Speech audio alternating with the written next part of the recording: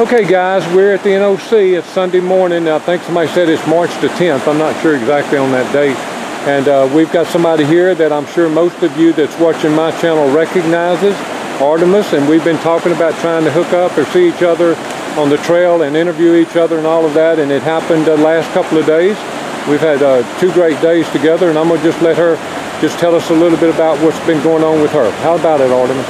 I started on February 10th, and like you said, it could be the 10th. I do know it's Sunday, and I want to say probably with all the rain we've had, and I hadn't really found that special part of the trail of why we were all doing the through hike. And a lot of times I was thinking about why I live so close by. I could be home tonight in my bed and missing my kids, and I just hadn't really felt that magic of being a through hiker until the last week, and Jimmy and I believe are a huge part of that. And I've discovered that as much as I need food, water, hydration, and a dry tent, I really need that human connection, and it has restored my faith in humanity, like a lot of people here say. And now I know the magic of the trail, and I am looking forward to the hard times just as much as the good times, because there's just some amazing trail angels and people and hikers and serendipitous moments, and just growing closer to God, my family,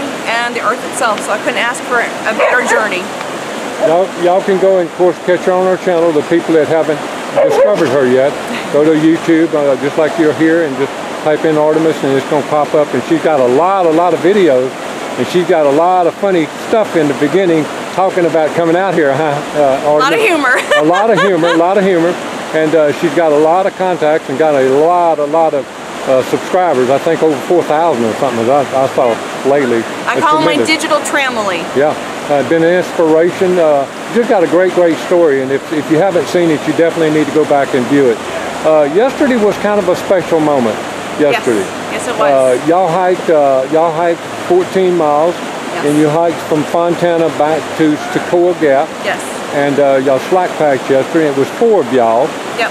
I think that's exactly right. Yep. 4 of y'all coming down. And I got a text from you yesterday that you'd hurt your knee. Yes. And you were going to be the last one out, and the other ones were going to be out, and you gave me an estimated time of 5:30. Yes.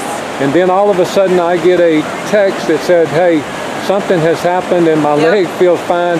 Looks like I'll be there around 5 o'clock. And then all of a sudden, I'm sitting in my truck thinking around 5 something, I ought to start looking, and I see a flash coming through the woods. Yep. And I went and grabbed my camera, and we're going to tag that on this video, Artemis, and let them see what I got to see yesterday. Very emotional moment for Artemis and for me, to see her running down the mountain, and I thought something was terribly wrong to see her coming down fast as a lion or something running down the mountain. And Halo happened to be with us. We ran across the street, and you're going to see that in just a second. So we'll tag that at the very end of this video. Being an overweight woman, I never expected to be able to do 14 miles, and of it maybe 6 or 7 was trail running since I was slack packing, and it was a very prolific moment. And thank you to you, Mr. Jimmy, and your wife Sherry, for making that very special, monumental part of my life. And I will never forget you guys and the experience. So God bless you both, and thank you so much. Tell a viewer out there, give me a piece of advice, if you can only give one piece of advice, somebody thinking about doing this next year, a young lady that's wanting to do it, tell me what you would tell them.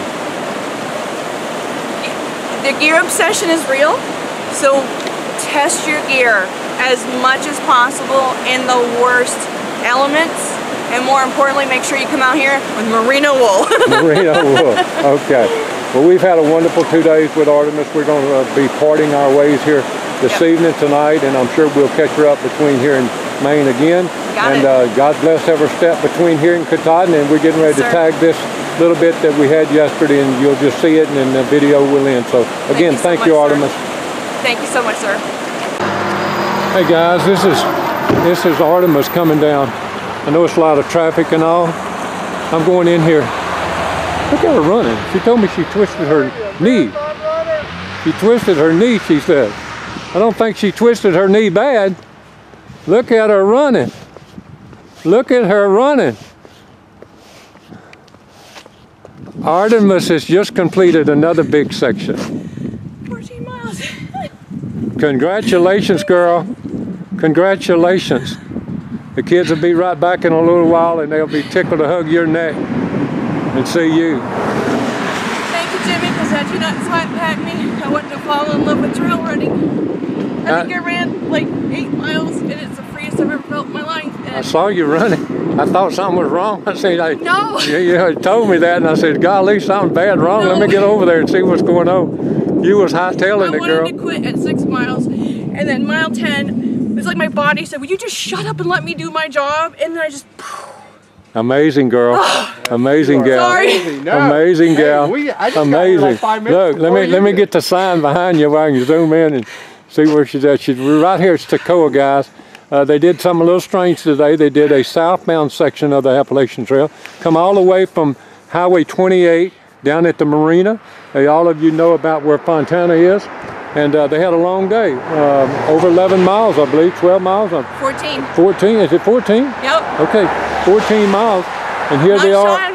Here o'clock at 5 o'clock. 5 o'clock in the evening. And so what a day. What a day. Thank you, Jimmy. Thank you. Congratulations again. And God bless you. Thank we're going to let you compose yourself and get off. And then we're going to go have some good food. I believe he's got us something cooked back at the hostel. So we've had a good day. God is good all the time. All the time. All the time. God is good. Amen. Okay, guys, we're at Toccoa Gap at Wolf Creek Hostel. We're at Lonnie's hostel here, and I've got a person attempting a through hike, and we're actually in his room that he's spending in tonight. We're going to talk to him about his gear later, I believe, because I want to get some information. He says pardon the mess, but this is pretty clean. I mean, pretty neat for a through hiker. Most of the time, you can't even see the hiker. There's so much stuff laying out. All right, let's go ahead and get some information from you as I pull up a little closer. Tell us your name or your trail name, your regular name, where you're from, and anything you want to start telling us. Yeah, so my trail name, I'm going by Mission. I received that name from a variety of folks that I've met on the trail so far. I've been on the trail for 2 weeks now. And the reason why my trail name is Mission is because I'm actually getting married at the end of August. So people are saying I'm a man on a mission, either running to or from. But to be honest, I'm running to, so it'll be fine. The Mission, M-I-S-I-O-N? Yeah, M-I-S-S-I-O-N, yep. That's just, where are you from, Mission? I'm originally from the Maine area, pretty close to Katahdin, but now I live in Boston. And that's where your fiance's from? Yes, we're both. She's from Boston, and we both currently live there. How long have you been thinking about coming out here and doing this? Definitely since I was much younger, probably when I was about 15 or so. Just never really had the right opportunity. You know, went to college and went to school, went right into the workforce, and I just had a really good opportunity now to go. And part of my bucket list, so to speak, was that I always wanted to complete the Appalachian Trail prior to turning 30 or prior to getting married, and conveniently both of those things are happening this upcoming year, so I needed to, I wanted to take care of that bucket list item as soon as I could. And I told you off camera, I usually don't talk much at all, and we haven't talked much off camera, but a little bit when you told me about you getting married, and you're at Toccoa Gap. Yeah. I told you a little story, I'll go ahead and tell it again on camera, that last year, 2 years ago I believe it was, I was with my camera at Toccoa Gap where you got off a while ago, and I was interviewing a guy, and the people that have watched our interviews for 2 years may remember this, and he was telling me that he had to be finished by a certain date because he was getting married. And so I immediately asked him, I said, well, what date is that? And he looked at me and said, I forgot. August 18th. That's not a good answer. August 18th is my date. So you've got yours nailed down, and I'm sure she does too. And the fact you said she's kind of got you out of her hair so she can get all this planned out for y'all to go. That was it was a double blessing. Although we definitely miss each other. You know, I'm sure she wants me out of the way a little bit so she can do a lot of the wedding planning on her own. Now, you also told me off camera that you've done some hiking in the White Mountains because of where you live. Yep. So give us a little bit of yeah. So prior to coming to the Appalachian Trail, I've done sections of Connecticut, done some day hikes in the White Mountains. I've definitely done a lot of hiking in Maine, on and off portions of the Appalachian Trail.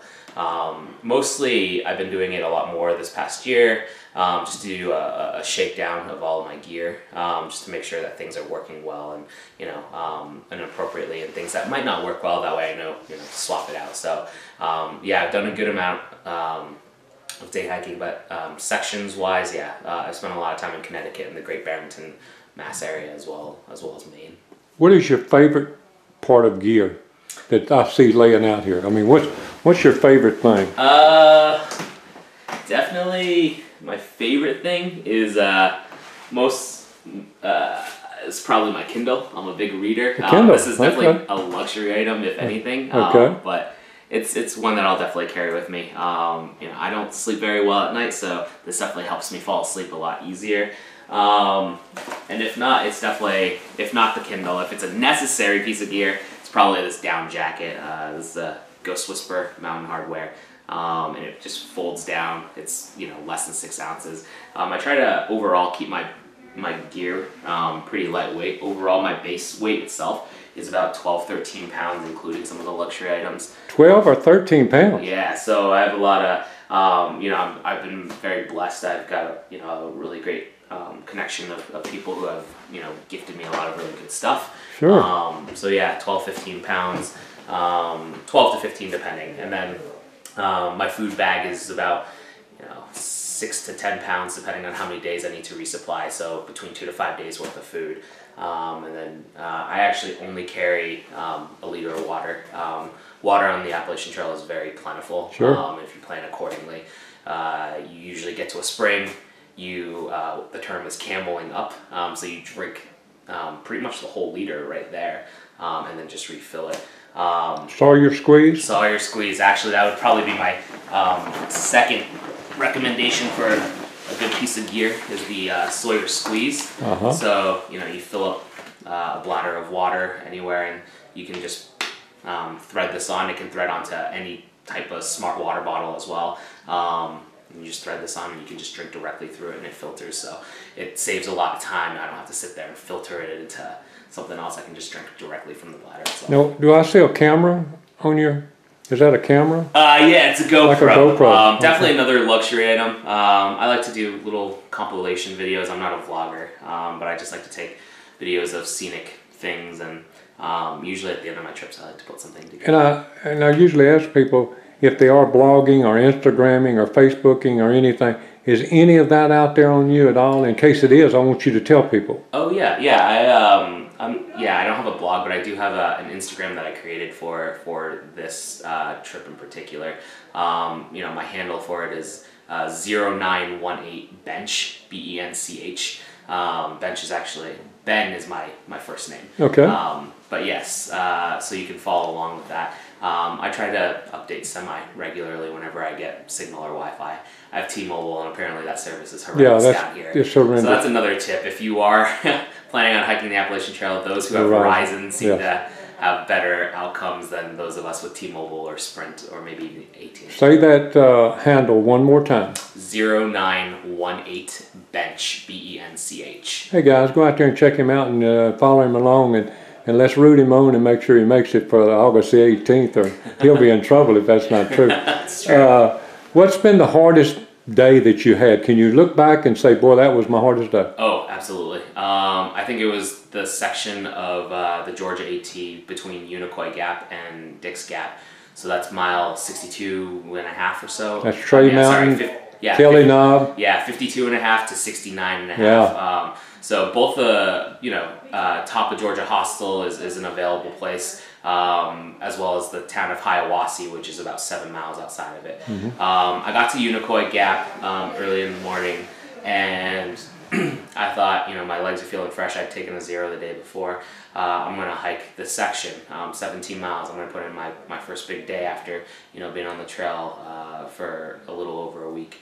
And I guess throughout the whole course of people talking about Unicoi to Dick's Gap, people neglected to say that was probably the hardest part of the Georgia AT, Kelly's Knob in particular. And so I went and did the whole thing, probably pretty foolishly, and I definitely paid the price for it the next day. I did a small 8-miler, but it actually, I think it's actually helped me a lot, because now I encounter a pretty high elevation, and I think, oh, this can't be as bad. That's 17 miles, I believe, isn't that right? 17 miles, yep, Trey Mountain, Kelly. Is that your biggest day? Yes, for the most part. I had another day where I backtracked a few miles, so I'm not really counting that. So you did that on purpose? Yes, so unfortunately, so this is a new Sawyer squeeze. My previous Sawyer squeeze, I was climbing Albert Mountain, and it actually fell on my pack and it cracked and broke. Really? So I was actually without water filtration. You know, looking back, I probably could have just drank the water, but I just sort of trail ran the rest of the way. Got to Winding Stair Gap to go into Franklin and realized that my phone, again, didn't have any service. So I knew some of my friends were actually coming back, so I slowly walked back the 3 or so miles and met up with them, so they gave me some water then. You know, something else that I want to make sure I put out here and not forget it. You made mention to me as we was walking in this room before I cut the camera on that you've not had any trail magic up to today. Yes, nothing, yeah, up until today. So that's amazing, and they're going to hear you talk about your hours of hiking, so that has something to do with that, and they're going to hear you say that. But and of course, you're going to get some tonight, because my wife is fixing supper, and I think she's got a couple of surprises for us. So I know you're going to get some tonight, but that's surprising. But I understand because of what you're going to tell us later in the interview about your hiking time that you hike. What's the biggest thing you would tell somebody if they're looking at this that they need to just really take heed of what you're going to say about if they're going to do this next year? I think one of the things that I regret not doing the most is training properly beforehand and sort of making sure that my expectations were accurate. I think like I said, I did a little bit of shakedown with gear, but one thing that you have to realize that's really important is that 2,200 miles is a lot of miles. You know, at this point, I think we're at roughly 152 or so from Sequoia Gap. You know, even that feels like a lot of miles on the body, and that's just a little over 5% of the way. So what's really important is to make sure that you get proper nutrition when you're eating. You eat enough calories. Try to eat some good calories. Don't just eat a ton of junk calories. Definitely make sure that you start off low and slow is definitely the name of the game. So little mileage in the beginning, you have plenty of time to build up those big number of days. You know, I probably would have told myself that, you know, when I did my longest miles from Unicoi to Dick's Gap. But if you want to succeed, you just need to break the 2,200 miles up into whatever number of significantly smaller hikes, and that's much easier to digest, knowing that, you know, oh, I've done 3 small 100-mile hikes, right? That's a lot easier to mentally grasp. But you know, I think the most part is just to be prepared and to definitely budget accordingly. Yeah, and we're going to talk about that in the second little segment we got of you going on, and they can understand a little bit about that. Okay, then and we're just going to do a little splice job here in a minute. So we'll see them in a minute.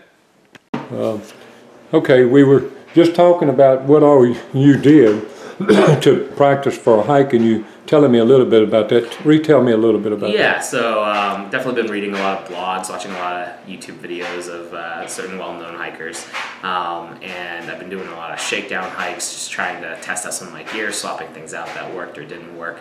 I've been definitely planning this for a year, so there was other logistics too, like, you know, making sure I set aside enough money for not only, you know, the mortgage, but also the wedding and stuff like that.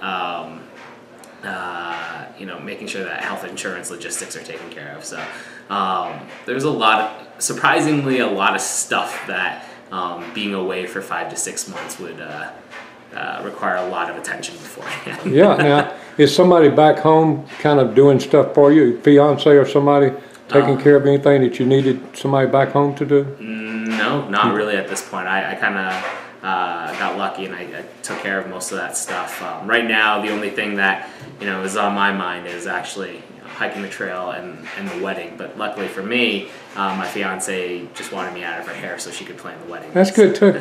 Now, just a ballpark figure, not to be exact for sure, but somebody that came up to you, next week or something, said, "Hey, I'm gonna hike the Appalachian Trail. I've already got all my gear and all, and I don't have any mortgage. I live with my parents. How much money will it take me to hike the Appalachian Trail?" Would you give them a figure at all? I would probably give them the approximation figure of usually it's I think a lot of people average about $2 to $2 a mile or so if you think of it that way. So $4,000. I would say 4 to 6. It depends on how often you go into town, how often you go into hostels, how often you get off trail. More likely than not, if you are starting earlier like I did, you'll probably need a little bit more due to like a lot of bad weather. Good deal. But if you're starting a little bit later, you could probably get by with less because you'll probably camp outside a lot. I think the biggest advice so far is definitely, it's nice to take a 0 in town, but you're better off taking a Nero and planning sort of like, I'll get into town the next day, do whatever you have to, and hike out of there and just camp out. Good information, and that's more or less what I share with people, exactly what you say. If you can stop 2 miles from the town, spend the night and go into town the next day, you can get a lot done and never even spend a night in town. Some people, like I said, it's a little bit harder now because of the weather, so a lot of people like having a warm bed and stuff like that, but definitely if it's warm outside, I definitely prefer to set up my tent than sleep in a bunk anyway.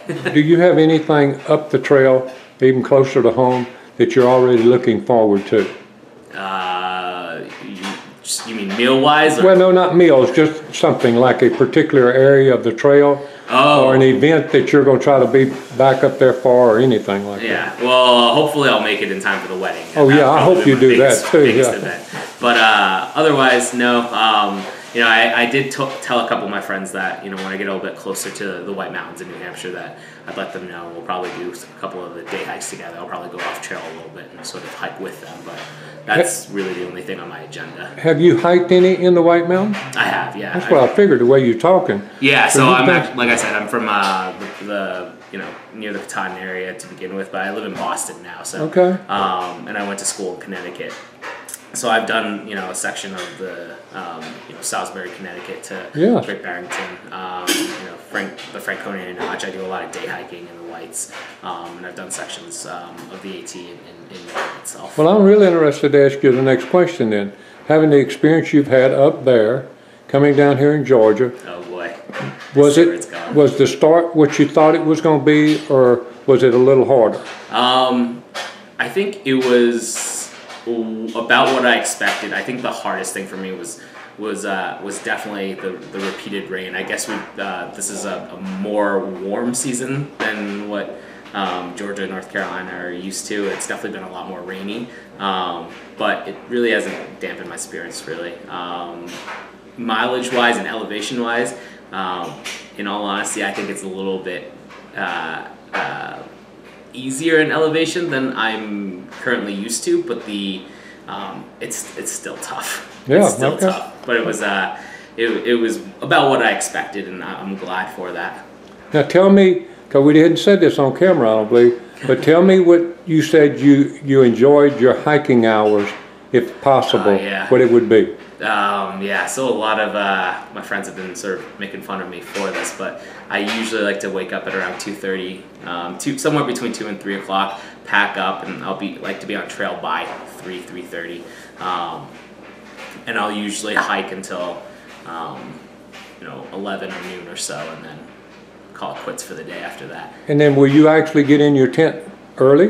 No, I'll probably set up camp, or if I usually get lucky and I'm one of the first ones in the shelter because I stop so relatively early in the day. So I'll just post up in a shelter. But I mean, if it's raining, then yeah, I'll probably set up my tent or get in the shelter and just kind of sit there for a while until some of my other trail friends. But if it's not raining and it's a clear day, and you finish your mileage by dinner time, and I'll read on my Kindle. You'll just sit on there and you do sheltering versus tenting a lot? I'll do shelter more if it's raining, just because it's preferable. I don't feel like packing up a wet tent early in the Okay, morning. that makes sense. But if not, if it's a nice day, I'll definitely prefer tenting. I like just having my own space. It feels a little bit nicer. Yeah. Very interesting, very interesting. I'm glad we got a chance to talk to you, and you stopped here and got here at Lottie's today. Yeah. It's, again, one more, I'll go back to what we talked about a little bit earlier. If you had one piece of advice to give somebody that was starting tomorrow, what do you think it would be?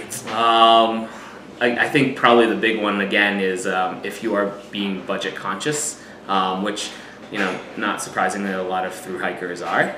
If you're being budget conscious, definitely do your best to try to take a Nero and not a Zero in town. Stop a couple days before, or plan on leaving and camping, you know, a couple miles out past town back on the trail. It's very easy to get back onto the trail anyway in whatever shape or form. And I think probably don't start off too fast is another good tip that I think a lot of my friends are learning now. Good advice. Good advice. 8 to 10 miles a day to start is way better than trying to get to those 15s and 20s. Sure. Otherwise you're going to hurt yourself. We played a little game last night over at the restaurant with the hikers. I'm going to ask you another question, and we're probably going to close out, give you a chance to say hello to anybody you want to. But if you had an opportunity tomorrow night, wherever you're sitting, camping out, for a helicopter to come over you and drop you anything you would want to eat tomorrow night, what do you think it would be? Probably this like really spicy tofu dish that my mom makes that I haven't had in a little while now.